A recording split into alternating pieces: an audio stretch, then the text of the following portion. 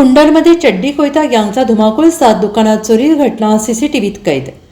कुंडल तालुका पलूस येथे गुरुवारी रात्री 7 व्यावसायिकांच्या दुकानात चोरट्यांचा धुमाकूळ, एकूण 66,000चा मुद्देमाल लंपास।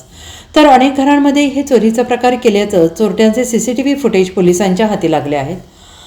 पहाटे दिनांक 26 रोजी 2:30 वाजण्याच्या सुमारास खारगे चौक, सत्यविजय चौक, क्रांतीनगर चौक येथून 4 अनोळखी चोरट्यांनी शौर्य मेन्स वेअर, श्वास किराणा दुकान, सावकार मोबाईल दुकान येथून कुलूप तोडून जवळपास 66,200 रुपयांचा मुद्देमाल लंपास केला। सकाळी चोरीची माहिती कळताच गावात पोलिसांनी घटनास्थळी धाव घेतली आहे। श्वान पथक, फिंगरप्रिंट तसेच स्थानिक गुन्हे शाखांमध्ये माहिती देऊन गावातील सर्व सीसीटीव्ही पाहण्यात आले।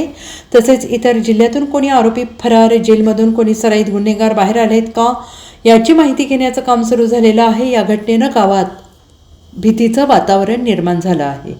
कुंडल येथे रात्रीच्या वेळी अंगामध्ये चड्डी आणि हातामध्ये कोयता घेऊन ही कोयता गँग फिरत असल्याचं सीसीटीव्ही फुटेजच्या माध्यमातून स्पष्ट झालंय। त्यामुळे सध्या पलूस तालुक्यामध्ये भीतीचं वातावरण निर्माण झालेलं आहे। संबंधित टोळीचा लवकरात लवकर बंदोबस्त करावा अशी मागणी होत आहे।